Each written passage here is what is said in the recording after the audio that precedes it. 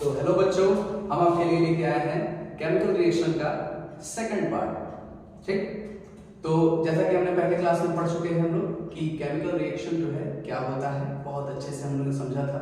अब आज हम लोग जानेंगे कि केमिकल रिएक्शन कैसे ऑब्जॉर्व करेंगे आप, कि अगर कोई बीकर या कोई भी सिस्टम में अगर दो चीजें या दो से ज्यादा चीजें केमिकली कंबाइंड हो रही हैं, तो how can you observe that chemical reaction takes place और नॉट, कि केमिकल रिएक्शन हुआ है या फिर नहीं हुआ है। तो उसके लिए कुछ इंडिकेशन है जो पहले से ऑलरेडी हमने लिख रखे हैं, जैसे कि इंडिकेशंस ऑफ केमिकल रिएक्शन, कि हाउ कैन यू ऑब्जर्व। तो उसमें बहुत सारी बातें हैं, जैसे कि अगर आपका कंपाउंड केमिकली कंबाइन हो रहा है, केमिकल चेंज कर रहा है या केमिकल रिएक्शन कर रहा है, तो उस सिस्टम में टेम्परेचर का चेंज होगा। या तो टेम्परेचर क्या होगा, या तो टेम्परेचर इंक्रीज करेगा या फिर डिक्रीज करेगा, मतलब सिस्टम का टेम्परेचर या तो बढ़ जाएगा या फिर घट जाएगा। दूसरा बात आता है चेंज इन कलर का, कि अगर आपका केमिकल रिएक्शन हो रहा है किसी बीकर में, अगर वो केमिकल रिएक्शन चल रहा है यहाँ पे, तो आपके सॉल्यूशन का या आपके कंपाउंड का कलर चेंज हो जाएगा।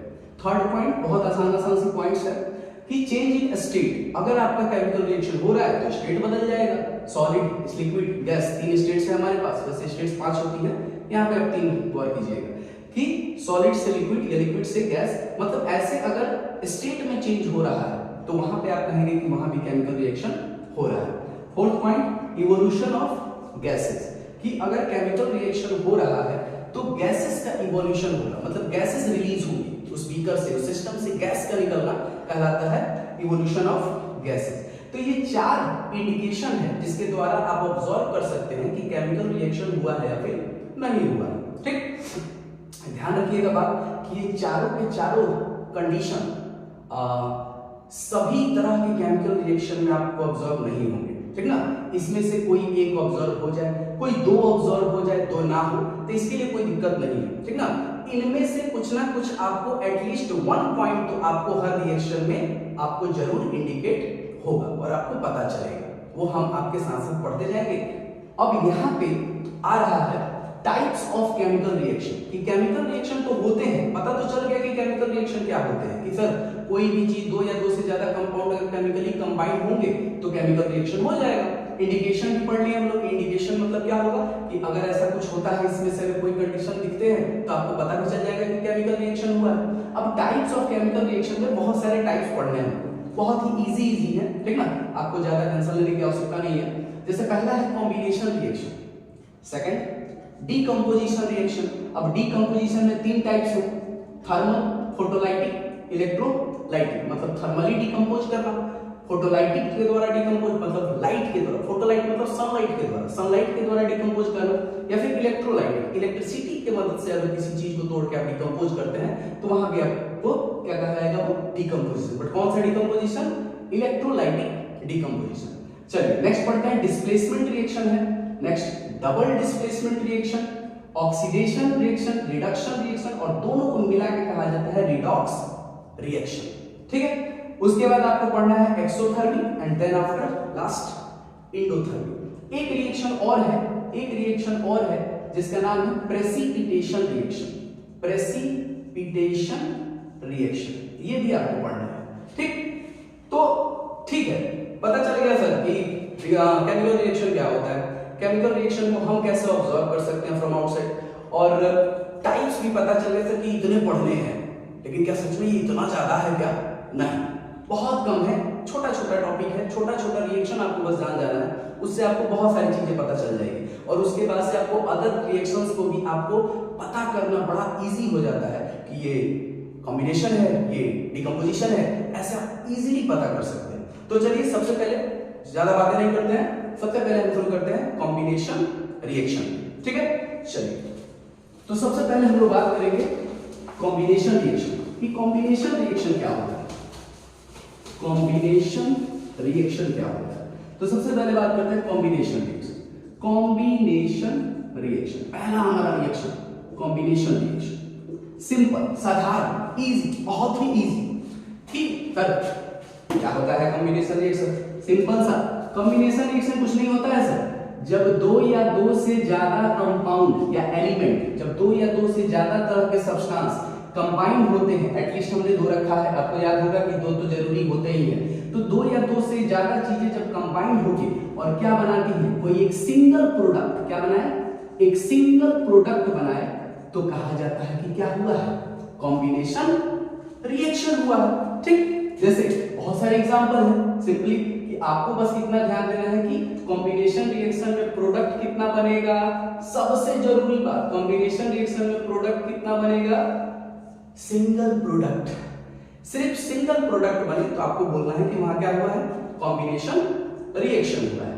एग्जांपल के तौर पे आइए सर बताते हैं एग्जांपल, जैसे मान लीजिए कि कैल्शियम हो गया, कैल्शियम और प्लस क्या किया हमने, ऑक्सीजन, कैल्शियम और ऑक्सीजन को कंबाइन करा दिया, तो ये बना लेता है क्या, कैल्शियम ऑक्साइड। इसको बोला जाता है कंबशन भी बोल सकते हैं, ठीक है, इसको कंबशन भी बोल सकते हैं कि कैल्शियम को अगर जलाएंगे, या कैल्शियम और ऑक्सीजन लिख सकते हैं, कोई दिक्कत नहीं है, कैल्शियम और ऑक्सीजन मिलाएंगे तो बनेगा कैल्शियम ऑक्साइड। यहाँ आपने देखा कि दो क्या है, दो आपके रिएक्टेंट हैं, इनको क्या बोला जाता था, रिएक्टेंट, और एक सिंगल क्या बना है बाबू, प्रोडक्ट, तो इसको कहेंगे कॉम्बिनेशन रिएक्शन। और भी एग्जांपल है, जैसे मान लीजिए कि कैल्शियम ऑक्साइड, इसी को आगे बढ़ाते हैं, कैल्शियम ऑक्साइड बना और साथ में इसमें क्या मिला दीजिए, वाटर ऐड कर दीजिए, तो ये बना लेता है CaOH का होल ट्वाइस, जिसका नाम है कैल्शियम हाइड्रो ऑक्साइड,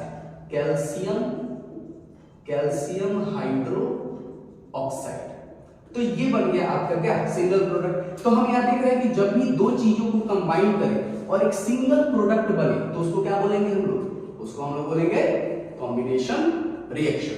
जैसे और जैसे मैग्नीशियम है, मैग्नीशियम प्लस ऑक्सीजन क्या बन जाता है, मैग्नीशियम ऑक्साइड। ये भी किसका टाइप है, ये भी टाइप है कॉम्बिनेशन रिएक्शन का। मतलब सिंपली आपको ध्यान देना है कि सिंपल दो या दो से ज्यादा सब्सटेंसेस मिले और एक सिंगल प्रोडक्ट बने तो कहलाता है क्या, कॉम्बिनेशन रिएक्शन। क्लियर, कोई डाउट नहीं? चलिए और क्या कर सकते हैं इसमें, और क्या कर सकते हैं, आपको बस ये याद रखना है, ये याद रखना है कि what is combination reaction, when two और more than two substances combined chemically and form a single product, then it is known as combination reaction। ठीक है, तो जब भी ऐसा दिखे कि दो या दो से ज्यादा चीजें अगर कंबाइन होकर एक सिंगल प्रोडक्ट बना रही हैं, तो आपका आंसर होना चाहिए कि क्या होगा, कॉम्बिनेशन रिएक्शन होगा और एक सिंगल प्रोडक्ट बनेगा, तो हमारा हो जाएगा कॉम्बिनेशन रिएक्शन। ठीक, चलिए आगे बढ़ते हैं और सेकंड वाला, सेकंड देखते हैं हम लोग, इस सेकंड कौन सा है, तो सेकंड वाला हमारा था डीकंपोजिशन रिएक्शन। इसमें आपको याद रखना है कि रिएक्टेंट कितना होगा, सिंगल रिएक्टेंट, मतलब जो रिएक्टेंट होगा वो क्या होगा, सिंगल रिएक्टेंट होगा, और हम किसी ना किसी माध्यम से, किसी ना किसी मीडियम से हम उसको एनर्जी प्रोवाइड करेंगे, और उस एनर्जी के चलते वो दो या दो से ज्यादा कंपाउंड्स में या दो या दो से ज्यादा प्रोडक्ट में क्या होगा, टूट जाएगा, तो उसको हम लोग कहेंगे क्या, डीकंपोजिशन रिएक्शन। एग्जांपल के तौर पे जैसे मान लीजिए कि कैल्शियम कार्बोनेट CaCO3, इसको बोला जाता है वैसे लाइमस्टोन, क्या बोलते हैं इसको, लाइमस्टोन, चूना पत्थर। ठीक, अब लाइमस्टोन को अगर हम क्या कर देते हैं, हीट कर देते हैं, ठीक, तो हीट करने पे होता क्या है कि कैल्शियम ऑक्साइड और कार्बन डाइऑक्साइड ये बन जाता है, तो हो गया क्या, सिंगल रिएक्टेंट और दो या दो से ज्यादा प्रोडक्ट, जिसमें हमारा इसमें बना है दो प्रोडक्ट, तो इस तरह के रिएक्शन को कहेंगे डीकंपोजिशन रिएक्शन। और भी एग्जांपल है, बहुत सारे एग्जांपल है, जैसे कि मान लीजिए कि कॉपर नाइट्रेट CuNO3 का होल ट्वाइस, इसको अगर आप हीट कर देते हैं तो ये बन जाता है क्या, copper oxide plus NO2 plus H2। ठीक है, तो यहाँ पे आपने देखा क्या, यहाँ पे ये कितने प्रोडक्ट में बटा, यहाँ पे ये 3 प्रोडक्ट में बढ़ गया है, तो ऐसे रिएक्शन को कहा जाता है क्या, डीकंपोजिशन रिएक्शन। ठीक है, तो ये हो गया आपका डीकंपोजिशन रिएक्शन। ठीक है, जिसमें एक रिएक्टेंट दो या दो से ज्यादा प्रोडक्ट में क्या हो, टूट जाए by giving some amount of energy, then it is called decomposition reaction. और भी एग्जांपल है, और भी आप एग्जांपल देख सकते हैं डिकम्पोजिशन का, जैसे कि मान लीजिए